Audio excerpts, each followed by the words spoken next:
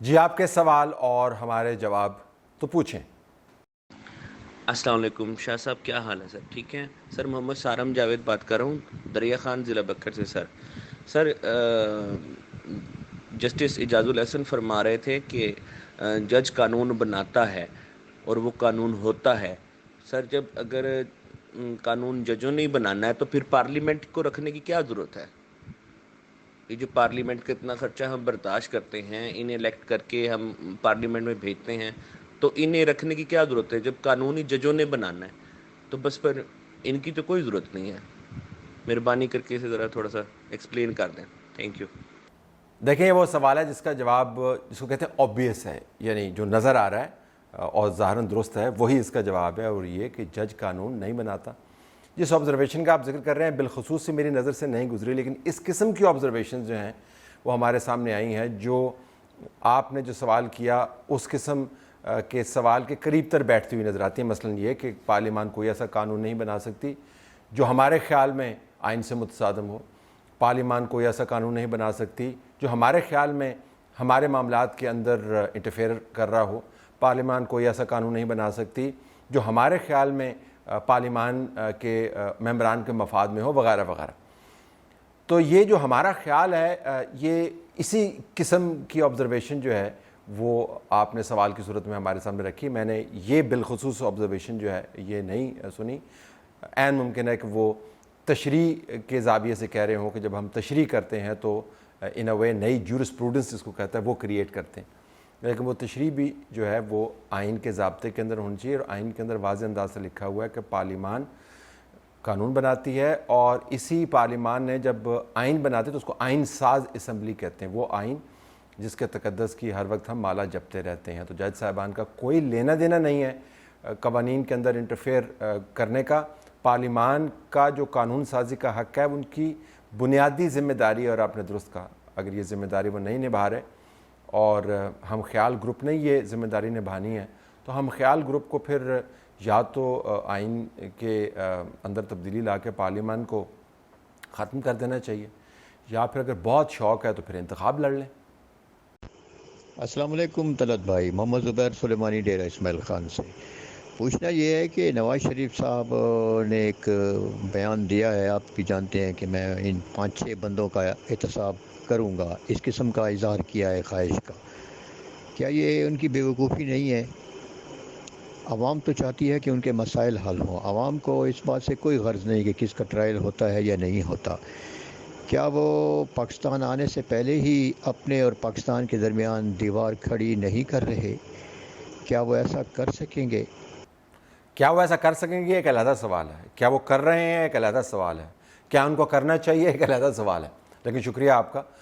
اس کے بعد بھی انہوں نے جو بیان دیا، میں دیکھ رہا تھا، ہمارے جو دوست رپورٹر ہیں انہوں نے وہاں سے اس کو رپورٹ کیا، ہمارے سما ٹیلی ویژن کے اوپر بھی خبر چل رہی تھی جس کے اندر انہوں نے یہی باتیں دہرائیں۔ ایک جج کا نام بیچ میں سے نکال کے نئے ایک اور جج کا نام ڈال دیا، ریٹائر ہو چکے ہیں، جسٹس عظمت سعید شیخ، لیکن یہ لائن انہوں نے چھوڑنی نہیں ہے اس رپورٹ کی حد تک، اور مجھے لگتا ہے کہ وہ یہ لائن چھوڑیں گے بھی نہیں۔ وہ آپ نے بات درست کی کہ عوام کے معاملات نوکریوں سے متعلق ہیں، عوام کے معاملات مہنگائی سے متعلق ہیں، عوام کے معاملات جو ہیں وہ اس عمرانی معاہدے سے متعلق ہیں جو ریاست اور عوام کے درمیان ہے، جس کے تحت ریاست ٹیکس وصول کرتی ہے اور اس کے بدلے میں ان کو سہولیات فراہم کرتی ہے۔ اگر وہ سہولیات نہیں مل رہی ان کو تو پھر ریاست ٹیکس کیوں وصول کرتی ہے؟ یہ معاملات ہیں عوام کے۔ لیکن ہم یہ نہیں کہہ سکتے کہ جو کچھ ماضی میں ہوا اس کا احتساب ایک غیر ضروری ایشو ہے۔ نواز شریف کا مسئلہ یہ ہے کہ اس نے اب ترجیحات کا بندوبست کرنا ہے، اور اس بندوبست کے اندر ترجیح پہلی کون سی ہونی ہے، سیاسی نعرہ ان کا پہلا کون سے ہونا ہے۔ میرے خیال میں اپنے آپ کو اب گیئر اپ کر رہے ہیں، وہ دیکھ رہے ہیں کہ مختلف نعروں کی یا مختلف بیانیوں کی جو جنگ ہے اس کے اندر ان کا کون سا بیانیہ زیادہ تگڑا ہوگا۔ تو یہ ٹرائل بیلوننگ بھی مجھے لگ رہا ہے، لیکن ان کی سیاسی صفت کو جانتے ہوئے اور ان کی طبیعت کو پہچانتے ہوئے میرا خیال ہے کہ وہ یہی لائن لے کر پاکستان کے اندر آئیں گے اور اسی لائن کو پرسو کریں گے۔ اس کے ساتھ دوسرے معاملات بھی ٹیک اپ ہوں گے، عوام کے معاملات، لیکن اس لائن سے وہ ہٹیں گے نہیں، لگتا ہی ہے۔ اب یہ ان کے لیے دیوار بنے گی یا ان کے لیے رستے ہموار ہوں گے، وہ اس دیوار کے سائے میں بیٹھ کر پریشان ہوں گے، یا ان رستوں پر چل کر طاقت میں واپس آئیں گے؟ اب یہ تو دیکھتے ہیں کہ وہ کس پچ کے اوپر کھیلتے ہیں. ہر بیانیے کی ایک پچ بھی ہوتی ہے نا، کس لیول کے اوپر جا کے یہ ڈیمانڈز کرتے ہیں. تو واپس آنے دیں، اب چند ہفتے رہ گئے ہیں تو پتہ چل جائے گا کہ واپس آ کے وہ کیا فرماتے ہیں. السلام علیکم. طلعت صاحب، فیصل بات کر رہا ہوں ساہیوال سے. سر میرا سوال یہ ہے کہ لاسٹ ٹائم میں نے آپ کا ایک پروگرام دیکھا، نواز کو کس نے نکالا، جس میں آپ نے کویسچن یہ اٹھایا کہ احتساب کا عمل کہاں سے سٹارٹ ہوگا. تو سر ایسا نہیں ہو سکتا کہ آپ کچھ ایسا پروگرام کریں جس میں آپ یہ کہیں کہ بجائے احتساب کے اب ہم ملک کی ترقی کی طرف چلیں. اور سر دوسرا سوال یہ ہے کہ ہمارے سیاستدان اگر اتنے ہی ملک کے ساتھ لائل ہیں تو پھر یہ ایک مرتبہ یہ فیصلہ کیوں نہیں کر لیتے کہ ہم نے کسی بھی اسٹیبلشمنٹ کا سہارا نہیں لینا. ہم نے جب بھی حکومت کرنی ہے تو عوام کے ووٹ کے سر پر آنا ہے. ہمیشہ جب ہم اسٹیبلشمنٹ کی انگلی پکڑ کر آئیں گے تو اس کے بعد حال تو یہی ہوگا نا جو میاں صاحب کا ہوا، یا جو عمران خان کا ہوا، یا جو پی پی کا ہوگا. میں آپ کو بطور صحافی ایک مسئلہ بتاؤں اور بطور تجزیہ نگار، وہ یہ کہ جب آپ اتنے سادے سوال پوچھتے ہیں جو اتنے گہرے ہوتے ہیں، یہ سادے سوال ظاہراً آپ کو نظر آتے ہیں کہ کیوں نہیں کرتے، لیکن بہت گہرے ہوتے ہیں، تو میرے لیے وقت کی کمی آڑے آ جاتی ہے. میں ان کا تفصیل سے جواب دے نہیں پاتا، اور ایسا جواب نہیں دے پاؤں گا جو آپ کو مطمئن کرے گا. تو ظاہراً تو آپ نے کہہ دیا بھائی نہ کریں اسٹیبلشمنٹ کے ساتھ، لیکن آپ کو پتہ ہے کہ جب پاور کی سٹرگل ہوتی ہے تو اس کے اندر جس نے جو جگہ آکوپائی کر لی ہوتی ہے وہ جگہ پھر چھوڑتا نہیں ہے. تو 75 سال سے جو تاریخ ایوالو ہوئی ہے پاکستان کے اندر، اس میں اسٹیبلشمنٹ نے ایک جگہ آکوپائی کر لی ہے، اب وہ چھوڑے گی نہیں. اگر وہ چھوڑے گی نہیں تو یا تو پھر آپ حتمی لڑائی لڑ لیں، اور حتمی لڑائی لڑنے کے لیے دیکھنا ہوگا کہ آپ کا اپنا آغاز سیاست کا کہاں سے ہوا. یعنی آپ اسٹیبلشمنٹ کے ذریعے اوپر آئے یا اسٹیبلشمنٹ کے بغیر اوپر آئے؟ کہ آپ اسٹیبلشمنٹ کے بغیر اوپر آ سکتے ہیں؟ اور اگر آپ اسٹیبلشمنٹ کے ذریعے اوپر آئے ہیں تو پھر اسٹیبلشمنٹ سے لڑائی کر سکتے ہیں؟ اور کتنی لڑائی ہوگی، کیسی لڑائی ہوگی، اور اس لڑائی کا پھر انجام کیا ہوگا؟ تو یہ ایک بڑا گہرا سوال ہے کہ کیوں نہیں کرتے ہیں. دوسری بات یہ کہ کیوں ہم ماضی کی باتیں کرتے رہتے ہیں اور مستقبل کی بات نہیں کرتے. یہ بڑا گہرا سوال ہے، لیکن گزارش یہ ہے کہ ماضی کے جو جن ہیں انہوں نے ہمیں گردن سے دبوچا ہوا.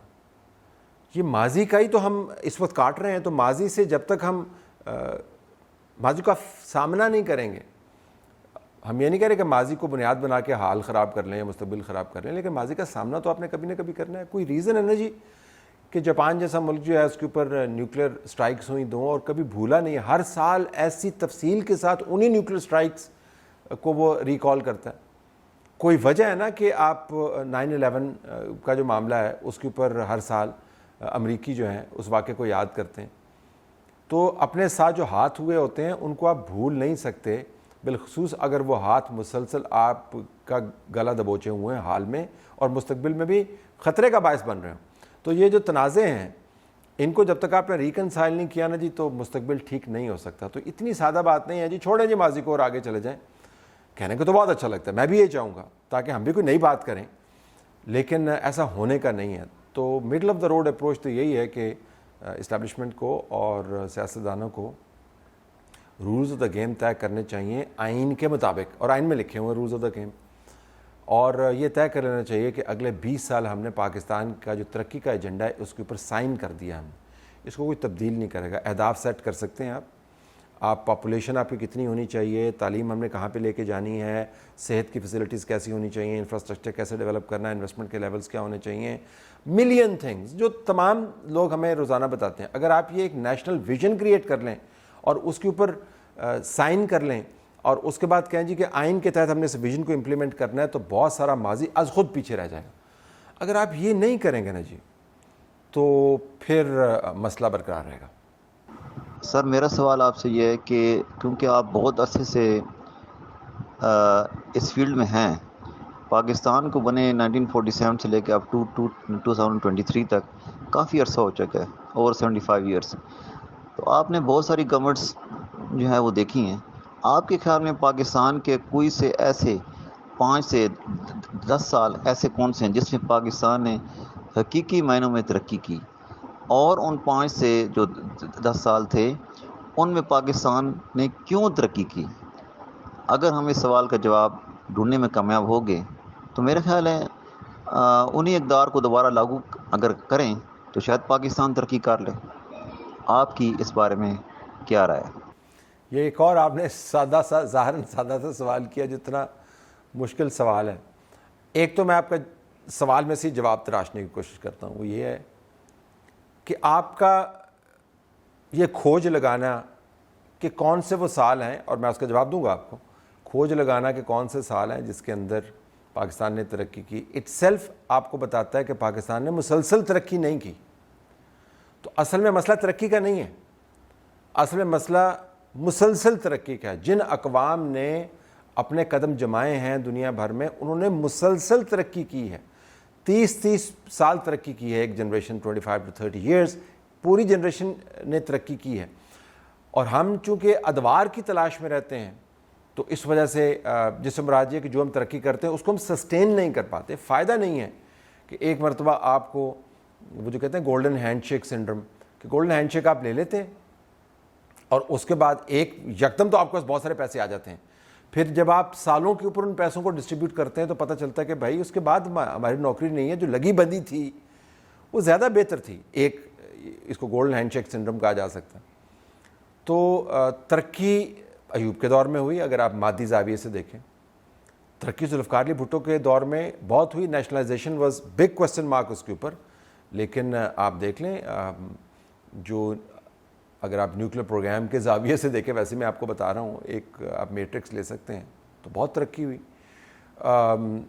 ایڈ ضیاء الحق کے دور میں بہت آئی, لیکن اس کے ساتھ پھر کلاشنکوف بھی آئی, اس کے ساتھ ہیروئن بھی آئی, اس کے ساتھ ٹیررزم بھی آیا.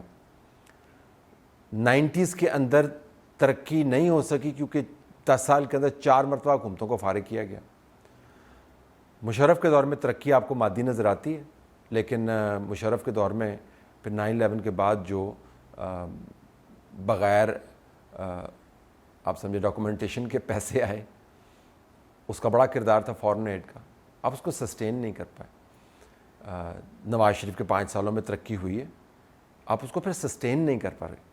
تو اصل میں ایشو ترقی کا نہیں ہے, سسٹینیبل گروتھ کا ہے, سسٹینیبل ڈیولپمنٹ کا ہے. جو ایک بنیادی سوال پہ میں کنورٹ ہوتی ہے, تو سسٹین کیوں نہیں کر پاتا ہے؟ کیونکہ ہم نے رولز آف دا گیم ہی طے نہیں کیے ہوئے. تو رولز آف دا گیم طے کرنے سے مراد یہ کہ جب بھی ترقی شروع ہوگی وہ بھیا 4 سال کے بعد جو ہے وہ ٹوٹ پھوٹ نہیں جائے گی. تو سوال آپ کو ریفریز کرنا ہوگا میری رائے میں, وہ یہ نہیں ہے کہ ہم نے کب ترقی کی. سوال یہ ہونا چاہیے ہم نے جب بھی ترقی کی تو اس کا تسلسل برقرار کیوں نہیں رکھ پائے.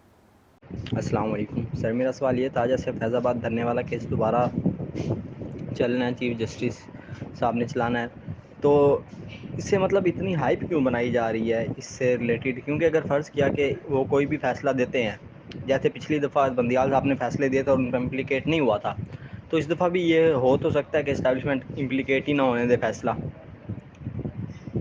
تو یا ایسا نہیں پاسبل؟ اس دفعہ کیا سینیریو ہے, یہ آپ کائنڈلی گائیڈ کر دیں. دیکھیں, ایک تو یہ فیصلہ آ چکا ہے اس کا اوپر, اور میں چاہوں گا کہ اگر ہمارے جو پروڈیوسر ہیں اس کا لنک جو ہے وہ دے دیں جہاں پر یہ فیصلہ پڑا ہوا ہے, اس کو آپ پڑھ لیں. فیصلہ آ چکا ہے, اس کے اوپر نظر ثانی کی درخواستیں دائر ہوئی تھیں, اور نظر ثانی کی درخواستوں کی جو پروسیڈنگز ہیں اب وہ فکس ہوئی ہیں. تو فیصلہ تو آ چکا ہے. اب نظر ثانی کی جب درخواستیں فکس ہوئی ہیں, اس کے بعد نظر ثانی کی درخواستوں پر فیصلہ آنا. اس فیصلے کے اندر جو پرانا فیصلہ ہے وہ دوبارہ سے ریوائیو ہوگا. اس کے اندر چند احکامات جاری کیے گئے ہیں, اس کے اندر چند لوگ آئیڈینٹیفائی کیے گئے ہیں, اشارے دیے گئے ہیں, بہت ساری چیزیں اس کے اندر آپ پڑھیں گے آپ کے سامنے واضح ہو جائے گا. اب اگر وہ انفورس نہیں ہوتا تو پھر ظاہر ہے یہ بندیال کورٹ تو ہے نہیں. میں پہلے کہہ رہا ہوں اس کورٹ کا طور طریقہ مختلف ہوگا.